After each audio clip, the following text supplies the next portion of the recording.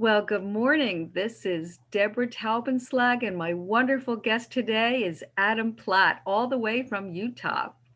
And Adam has the most amazing inspirational story, and I'm so excited and happy to share this with you.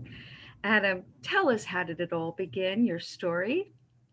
Thank you so much, Deborah, for having me on the show. I appreciate it. And my story begins when I was young. I was born to a great family. My parents had five kids. I was the fourth of five. And what happened though is I had a learning disability when I was young in school. And it was a learning disability that it prevented me from being good at reading and writing and spelling, and those things just were really tough for me, and I really struggled. And so I had to get special help from my or I had to go to a special class. We call it resource here in Utah, where I'm from. We do Yeah. too. Yeah. So resource. And I had to get special help with my homework, and they would have to read with me. And usually I was way below the reading levels. And my teachers also gave me simpler spelling tests because I just couldn't do the spelling words that the other kids were doing. And so I felt really like the dumb kid in school. And and Oh, that must have really affected your self-esteem. it really did. And I was just going to say, it really caused a huge problem with my self confidence and my self esteem. And so I was really shy as a kid. I felt like I couldn't make friends because I was that dumb kid. I was scared to talk to people because I thought they would see through me of how dumb I was. And so it was really, I'd be at home and with my family, and I was very energetic. My mom would always say, oh, he's a normal kid. And then my teachers would tell my mom, yeah, he's so shy, he doesn't even talk. And she's like, it's weird. Like, it doesn't make sense. Yeah. uh, but at least, I was comfortable with my family. I wasn't comfortable with the rest of the people in my classes or in the world, really, for that matter. So I was really Adam, shy. did you have friends at that age? I didn't have very many. I remember there was parents that would try to kind of have their kids hang out with me or go do things with me, and I had a few, but not really great friends. I was kind of a loner, to be Okay. honest with you. And I guess that was a safety net for you. Yeah. Hmm. And so, as I got a little bit older, things started kind of clicking in my brain, and things got a little bit easier. And when I say older, I'm talking more like, seventh, eighth grade is when things started really kind of changing.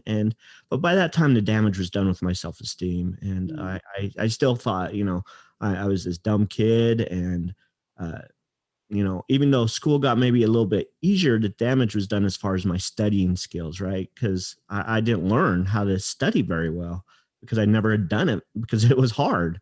And so I struggled pretty much all through junior high and high school. I didn't have to do the special resource classes after, I think, eighth grade is when I kind of got out of that. They're like, well, you're doing fine. And they kind of kicked me out. But, again, the damage was kind of done at that point. And so I did end up graduating from high school, and I actually remembered on my graduation day, and there I was with my friends. I had a couple really good friends at that time, just a few, Oh, and we're good. getting, Well, a few yeah, is better than none. exactly. Absolutely. And I'm still friends with them to this day. So they're Of just those course. type of friends that we've really become really close. But we were getting pictures on graduation day. We're got our arms around each other, and we're so proud. And my grandparents were there, and I remember my mother coming up to me and saying, "I'm so proud of you, Adam. I didn't think you could do it." And she didn't mean it in a mean way. She just Right, like, right. "Hey, I'm so proud. I wasn't sure you were going to do it." But I that to me, it stuck to me. Like, even my own mom wasn't sure I was going to graduate from high school. And and it's taken me a long time to kind of work through that because it did hurt. It stung a little bit. And then again, she didn't mean it in a mean way. Oh, It of was course still not. a She thing. loves you, but it kind of validated a very limiting belief that you had about yourself, which Exactly. is And kind of sad, right? But it's also, but you knew it was not intentional. right. It was her way of saying I was proud of you, right? That's But right. um, That's right. it did distill that limiting belief in me. And so I graduated from high school. I did a few things. I actually went out of to South Carolina for a few years to serve a religious mission for my church for a couple of years, and then I came home, and that did help a lot too. Actually, going and talking to people and just interacting with a lot of people. It helped kind of bring me out of my shell a little bit, which was Yes. really And good. it probably also fostered your empathic side to you, the side that Yeah, really matters most, your emotional IQ. exactly. Yeah, Yeah. it was really good for me personally to do that. So Mhm. and it was a big confidence booster actually. And so I came home from that, and I was early 20s, and my wife, or my, I guess my girlfriend at the time, I met a woman, and we ended up getting married. And luckily, Well, uh, everyone's gonna wanna know how you met her. So tell everybody that, how you met her. oh my gosh, that's a story all on its own. That's quite a. We actually met in high school, so I had known her all through high school, Okay. and but we were just friends. We had a group of friends that would hang out, and it wasn't until I was on my religious mission where she wrote me and said, "Hey, I think I really like you," and she wrote me the whole time. And then when I got home, we decided to see what would happen, So and we you married your best friend. I did, yes. And to That's this, the secret to success. yeah, Marrying your best friend. yeah, exactly. And that best friend of mine, my wife, has been my biggest cheerleader, and she's really pushed me and said, "Hey, you know what? You're not dumb. You're amazing. You've got great things, and you can go and do things." And so eventually it came time where I felt like I was not progressing, because my whole mentality growing up was I was going to grow up, get a job, and work that job for 30, 40 years and just work my way up, right? Just work really hard. And Mhm. but that doesn't necessarily how it works today. Sometimes you can No, get it that. doesn't. Most of the time you have to get a degree, or you have to change jobs, or some other technical training of some sort. And so I got in my career at the time, I'm like, okay, the only way I'm going to move up, because they keep telling me at my job, is to get a degree. Mhm. And so I decided, okay, well, through some other peer pressure of some other coworkers who were talking about going to back to school, I decided, well, maybe I'll go with them and go get my degree. And I was nervous. I was so scared because I was never good at school. It was triggering your past, and It definitely, all yeah. those feelings of insecurity and anxiety, I'm sure, were coming up. Oh yeah, Oh, definitely. yeah. And so I came home from work and I told my wife, I'm like, I'm thinking of maybe going back to school. What do you think? She's like, I think it would be fantastic. I think you should Oh, do it. And we just had two young kids at the time. We have five now, five daughters. Um, but we just had the two at wow. the time. And I kind of thought to myself, I need to prove that if I can do it, they can do it when they get older. I need to show them that, if they struggle, then I need to be able to prove that I can do this. And so I just fully committed. I said, okay, I'm going to do this. I'm going to go to school, and I'm going to put all my effort and energy that I possibly can into it. I'm going to work my tail off. And so I did. And it was a college that had kind of a in-class slash online hybrid type thing. So we'd go to school the first and last week of the class, and then everything in between was online, which was good because I was a full-time working adult. So it worked well. And full-time dad. Yeah, That's full-time. right. That's right. And You had to juggle. You found. yeah, Oh, it was a divine gift for you. yeah.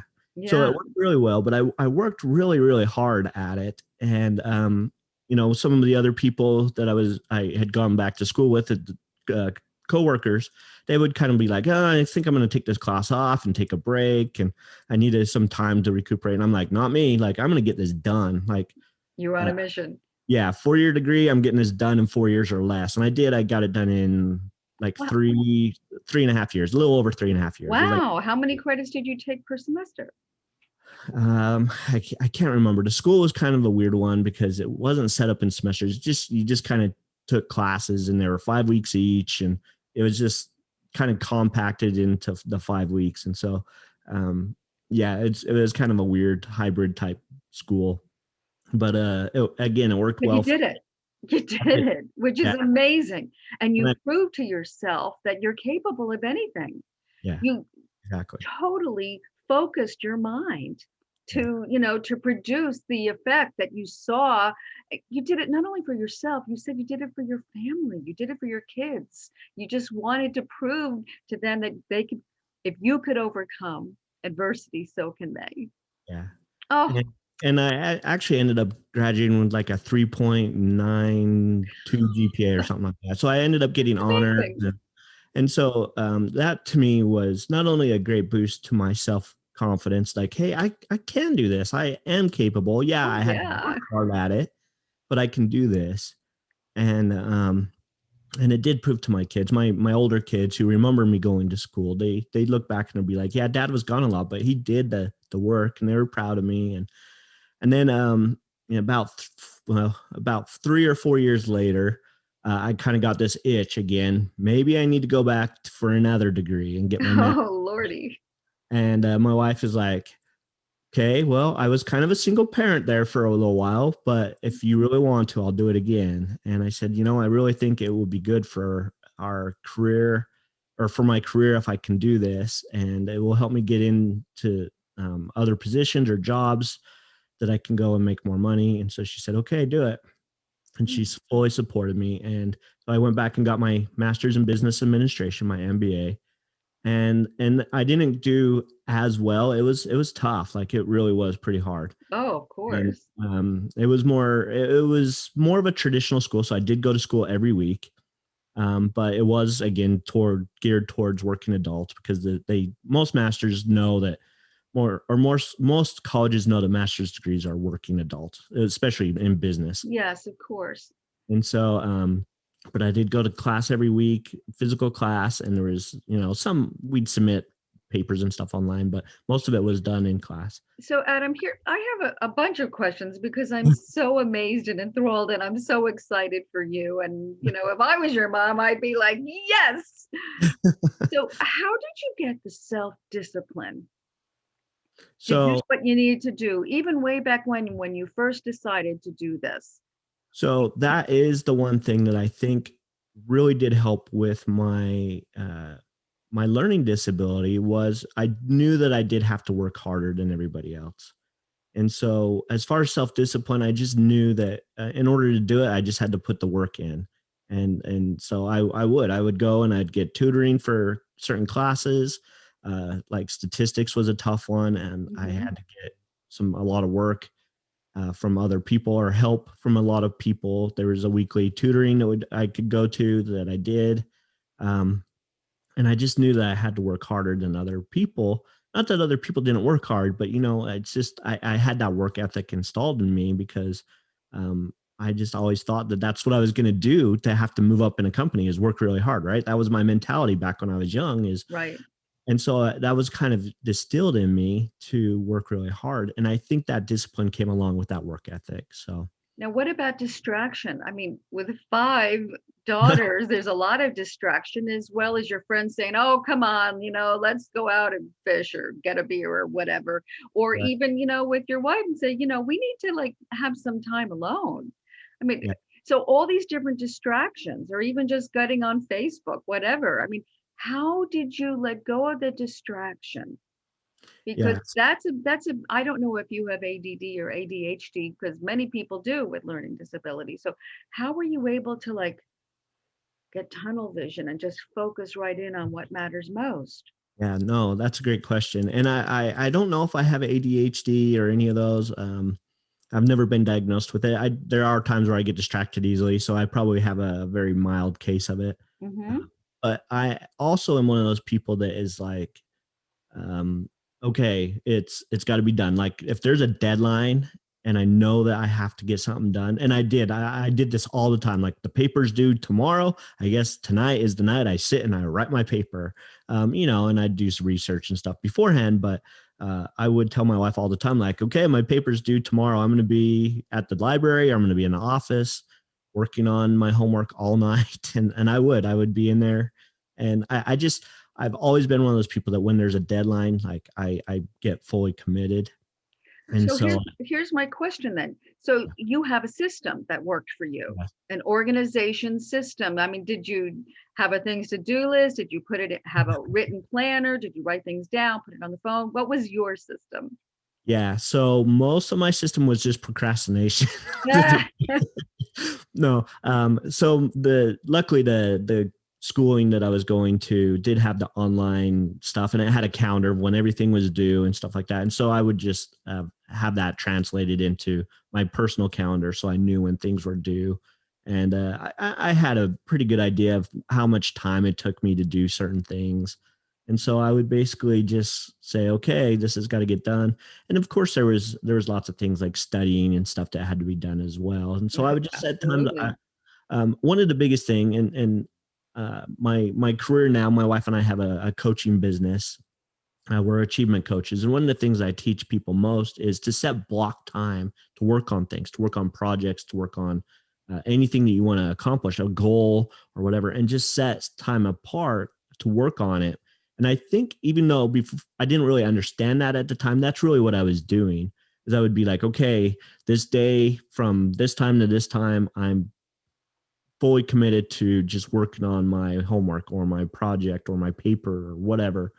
And that's what I did. I just would block out time, and then I would hold myself accountable to, Mm, to stick. bingo. You would Yeah, hold yourself accountable. yes, that is key. Yeah. So, Adam, you mentioned that you and your wife have a coaching business now. So, wow, you have your master's degree in Yeah, business. So, you're an entrepreneur. I am. Yeah, and So, the tell us about that.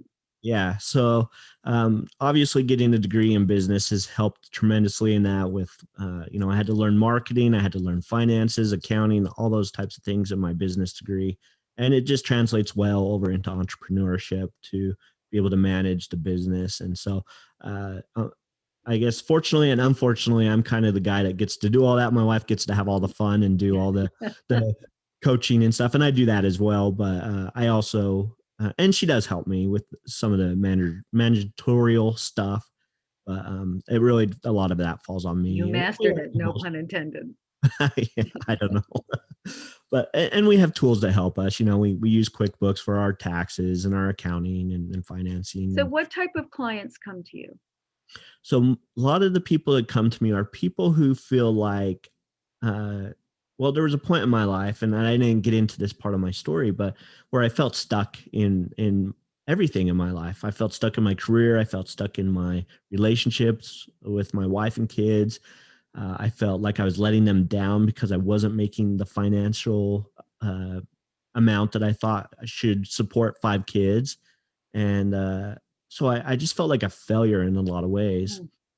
And so a lot of the people that we target our messaging to is people who feel stuck in their life and feel like, so our tagline is someone who's frustrated but motivated. And that's kind of how I was at the time. I Oh, was frustrated. I didn't know what to do or how to get out of this, rut hmm I was stuck in, hmm but I was motivated and I just needed a little bit of help getting out of it. And so luckily we found self-help after a very depressing time in my life where I was actually at a point where I felt suicidal, and I contemplated taking my life. And luckily, I had a spiritual experience at that time that helped pull me out of that. But I knew something had to change, and that change came when we went to our very first self help seminar that um, my mother actually is the one who got us the tickets for. thank Um, God bless. yeah, and so Divine messenger. exactly. And so we went to that, and something just clicked, and I knew that's what I needed. Is I need to work on myself. I knew something had to change in myself, and I Yeah, needed to stop that's right. blaming other people for not being where I wanted to be. Because lots of times people get stuck in this victim mindset, and I was definitely in that mindset where my boss doesn't like me, so he's not giving me a raise or a promotion, or the company just is prejudice against people who don't have degrees, or now I got a degree, now they just don't like me, or I was blaming everybody but myself That's for not right. being where I wanted to be. So you realize that the only way you could change your life is if you change it by Exactly. changing your perception and your Yeah, belief about who you are and what you're capable of. So you had exactly. a vision and you became, the little engine that could. Yeah, and the And, beautiful. when you just really did what mattered most to you, and that was your family. Yeah, and I was going to say, and the beautiful thing that happened is as we started working on ourselves, my wife and I, and not that we would tell each other what to do, but we just worked on ourselves, and we got better, and our relationship improved because we were struggling at that time with our relationship as well. our relationship improved. And then there was this ripple effect that went out, and it affected our Mm, kids, and they saw a change, and they're like, hey, I want to set goals. I want to do this, and I want to put a vision board up to help me reach my goals. And I want to, it was just this amazing ripple effect that went out, and we saw changes in them. And then at that point is when we're like, you know what? If this helped us this much and it's helped our kids, we need to go and help other people who that's right. feel like That's they're stuck. that's your So calling. yeah, Because how else could you have really helped others unless you've walked in their shoes? exactly. You Yeah, know exactly how to help them as long as they're motivated. Because you correct. can lead the horse to water, but you can't obviously make them drink the golden cup of knowledge. Yeah. And that knowledge is inner knowledge, self-knowledge. Yep, exactly. And Yeah, acceptance, and knowing that I was at that point in my life, needed a change, but then willing to take the steps to improve. And it's not always been perfect. I'm not gonna lie. There's what been ups life and downs, is. That's right. right. And even when I was gonna say, you and I chatted just a minute before the interview, and one thing that I always like to point out is failure is inevitable, Hmm. and everybody's going to fail. And if we use, instead of looking at as, if we can change our perspective of it being from failure to a learning experience, then we can move forward. We can get back up. When I was taking my master's degree, I failed finance the first time. I didn't fail it, like I didn't get an F, but I had to get a C to pass and move on, and Hmm. I got a C minus. And so I was so close to passing, but I had to take the class again, and it was frustrating. And I came home and I told my wife, I'm like, I don't know if I can do this. I was so upset. And of course she pushed me and said, you know what, just, you got to take it again. I'm like, yeah, but that's more money. That's, all this stuff, and it's wasted time. And now it's going to be longer before I graduate. She's like, it's okay. You can do it. And Right. so what, I decided to go and get back up and do it again. And I came up with a plan. I went and talked to the professor and I said, hey, I've got to take your class again.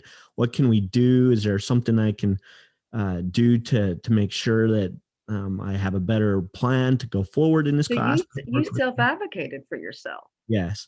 And that is Mhm. a key, I think, is when That's you huge. fail, yeah, come up with a plan. Like, okay, what didn't work last time? What can I do different this time that's going to be better? And go figure out a plan to move forward with how to create the results you want to create. If I had gone in there and be like, I hate finance, and I'm going to do the same thing I did last time, then I would have failed again. That's right. It's like Mary Pickford, the old silent film star. She said, "Failure is not the falling down; it's the staying down." Right. And that, She's yeah, right. that's beautiful. Yeah. I love that. The only people who fail are the people who quit, really. You know what? You're so right. You're so right. And So, that's if basically what, there's one message that you really want to hone in on for the listeners today, what would that be? The magical message of hope. yeah. So the magical message would be is this, and a quick story just to kind of cement this in is a while after my experience where I was suicidal and I got out of that. My wife and I were at a little store, and they had all these kind of signs with sayings, and there's this big, beautiful one. And it kind of looked like they kind of made it rustic looking and stuff. And it says, "Never give up." Those are those three simple words. And I looked at my wife. I'm like, I've got to get that sign, because it was right after I had almost taken my life. And she's like, okay, let's get it. And so we bought it and came home and we hung it above our front door. And it's there to remind not only myself but also my kids, like, don't ever give up. Don't give up on your dreams. Don't give up on your goals. Don't give up on yourself. And so if there was one message that I would say, it's those three words: is just never give up and just keep going. So Absolutely. And it's so powerful. And for everyone to hear. Never give up. yeah. Yes. And And I know, how can the listeners reach you? yeah. So I have a podcast. It's called Unleash Your Greatness. You can go find it on any major platform. Can So you say that nice and slow and loud and clear? Because I think it's absolutely. awesome, the title. It's called Unleash Your Greatness, and it is a podcast to just help people have the tools, strategies, and inspiring stories from myself as well as others I interview, similar to what we're doing here, and to help motivate people to unleash greatness inside of themselves. I believe that everybody has greatness inside of them, and it's just waiting to come out. And if we can Absolutely. And do you have a website or where they do. can reach you and contact you via email? Yep, absolutely. So my wife and I's company is called Arise to Connect. And so it's just arisetoconnect.com. Arise to, as in TO, Yep. Yep. connect.com. Yep. Exactly. And so Okay, well, I'll put that in the notes. Thank you so much. You were so inspirational, and I'm so excited. I can't wait for everyone to see this. Thank you so much. thank you for having me on the show, Deborah. And I really Oh, appreciate it. my pleasure. My pleasure.